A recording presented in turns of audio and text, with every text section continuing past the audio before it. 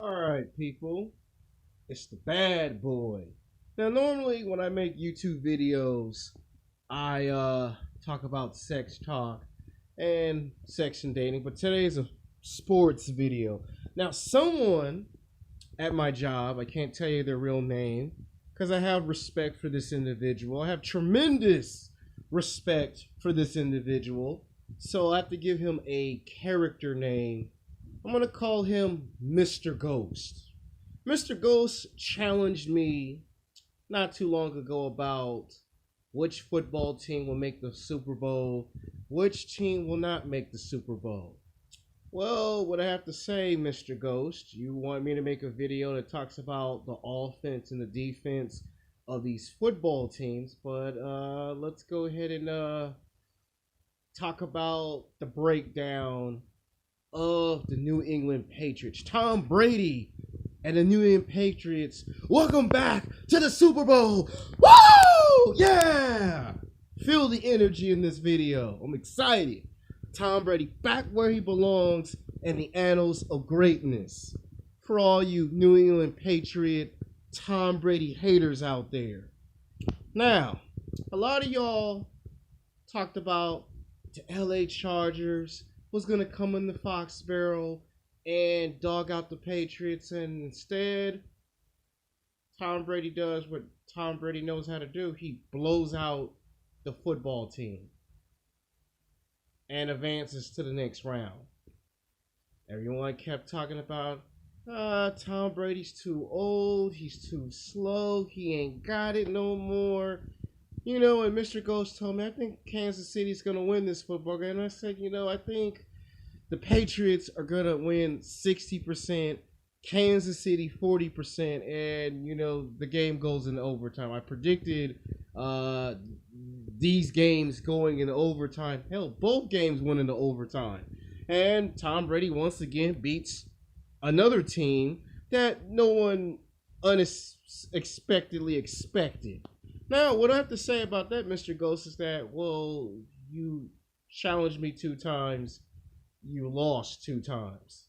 And if the Patriots win the Super Bowl, well, then, history will have it in the record books. You lost to Alexander the Great 3 times. Now, you might say, what's the point? The point is, when I make a prediction, I stand 110% behind that prediction. That means if Tom Brady loses the Super Bowl, I'm going to ride with Tom Brady and I will die with Tom Brady. Point blank simple. Now, let's talk about why I do not talk about offense and defense in these sports videos.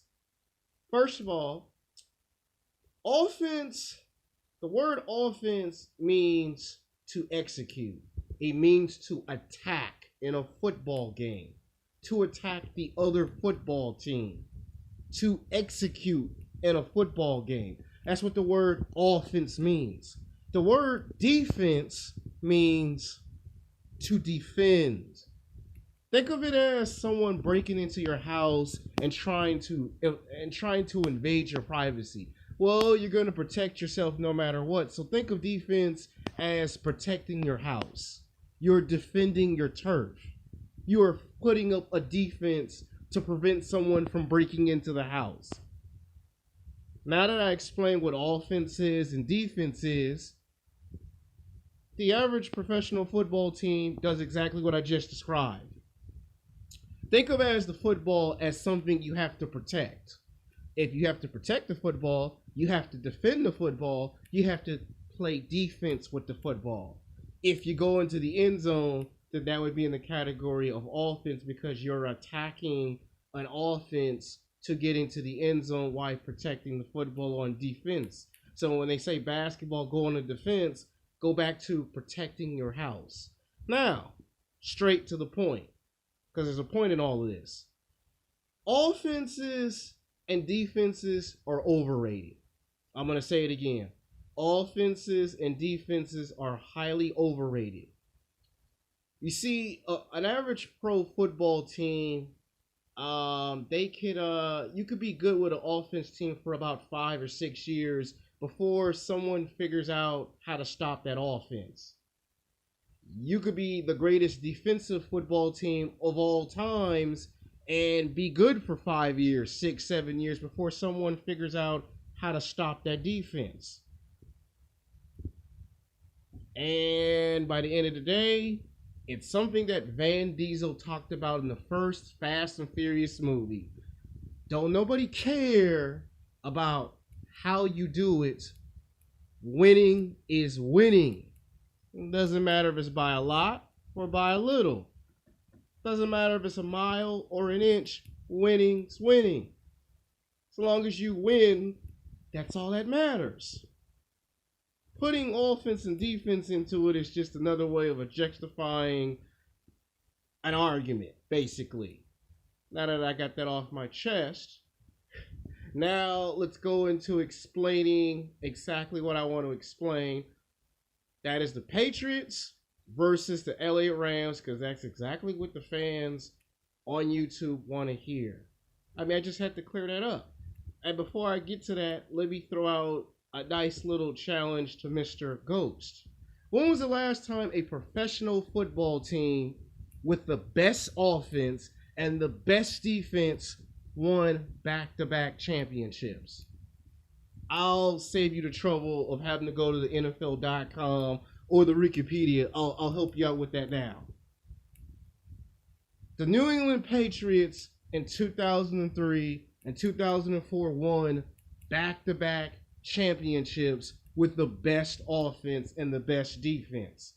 No professional football team after that in the 2000s were able to win a Super Bowl and turn around and repeat the next following year. The New England Patriots is the only football team to ever do that in history. No other team after that done that.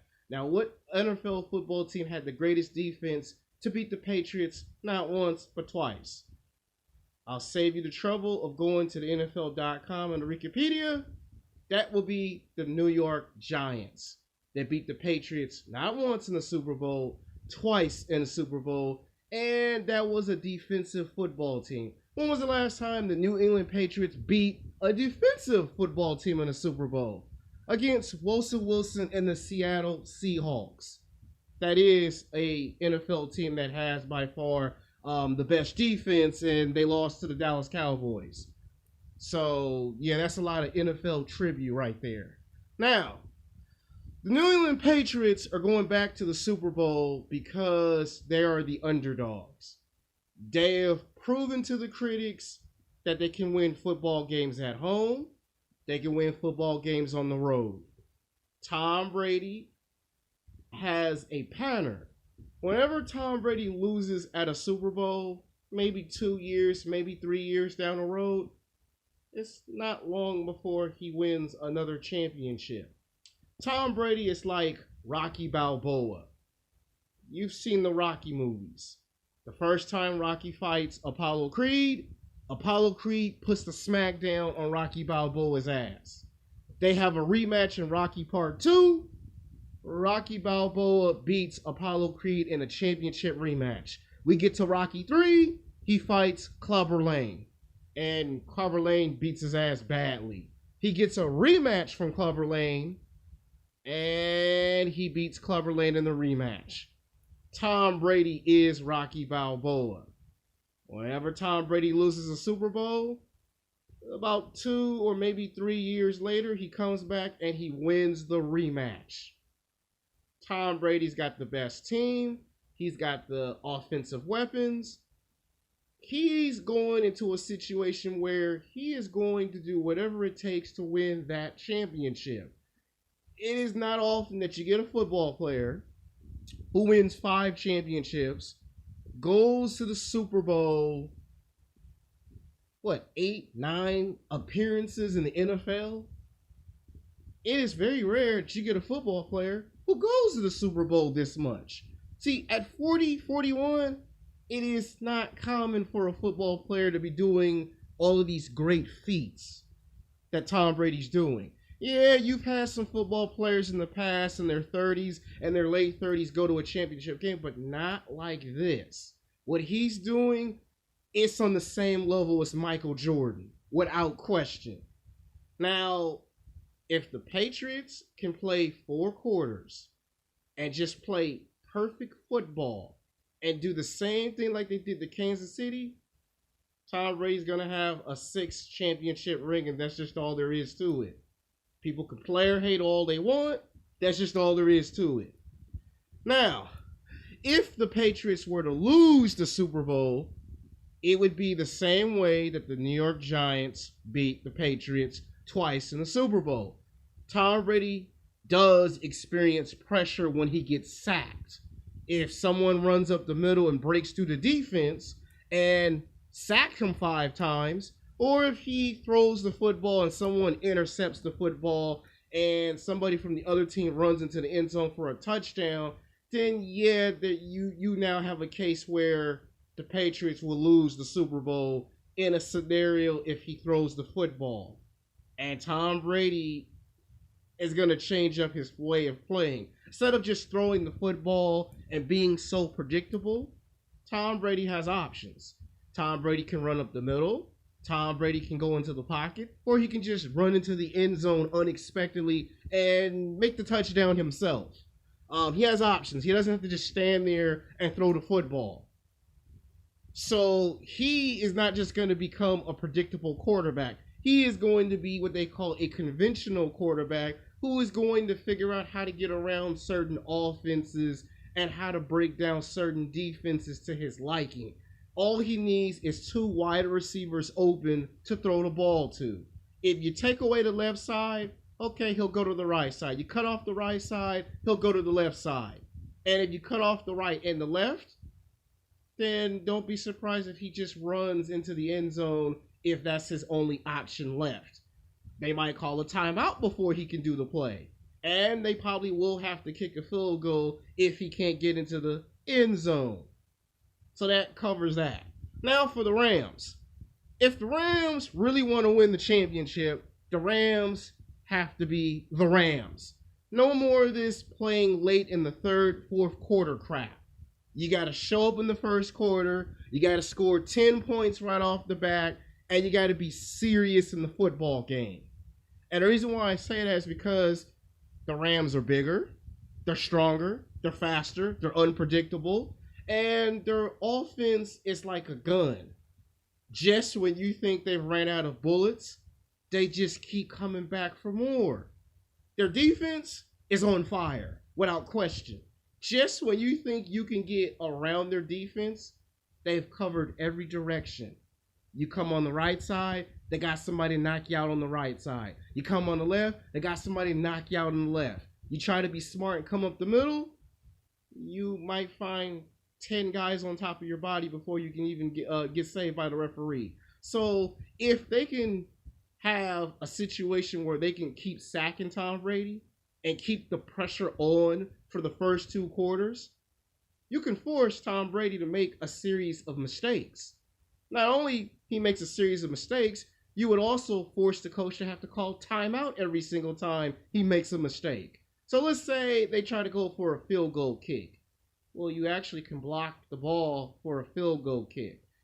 You could even go as far as to call timeout before making a field goal kick. So the Rams just got to play for 4 quarters, and if the Rams can do what they just did to New Orleans, to the Patriots, the LA Rams will win a Super Bowl championship based off of that. So it's going to be the Patriots offense versus the Rams offense, okay? It's going to be offense versus offense, defense versus defense. It's going to be a high-scoring football game without question. Now, what's the score?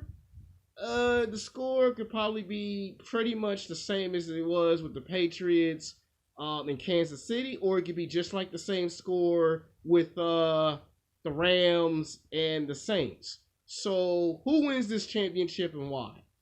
Well, I'm going to ride or die with Tom Brady. He wins the Super Bowl, I'm riding with Tom Brady. Tom Brady loses, I'm dying with Tom Brady. The LA Rams take the championship. Not only that I will buy Mr. Ghost a slice of pizza, I will go buy me an LA Rams t-shirt and wear it for a whole week. as public humiliation. So I got it on camera. Can't nobody lie. Can't nobody say nothing. That is my prediction. The New England Patriots, by a touchdown, will either win the Super Bowl or lose the Super Bowl. And it will be based off of one fact. Whenever Tom Brady loses a Super Bowl, he always goes back to the next Super Bowl and win the next one. If the Rams take the Super Bowl, then I guess I'll be wearing a Rams t-shirt for a whole week, and everybody can sit back and laugh at me for making a prediction and it blows up my face. So that's my prediction. Until then, peace.